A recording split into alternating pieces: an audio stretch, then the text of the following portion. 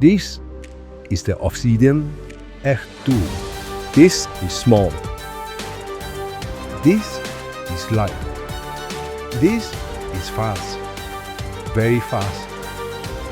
Very, very fast. Most people just want an easy drone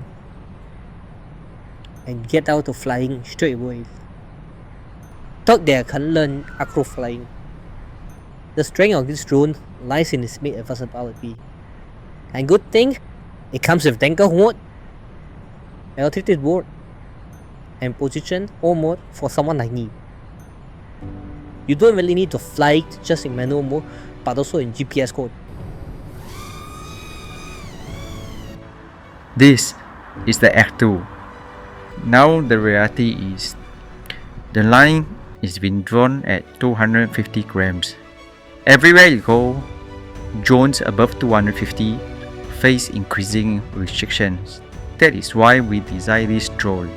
We want a sub-250 drone that could fly longer, push further, move faster, just as any bigger drones.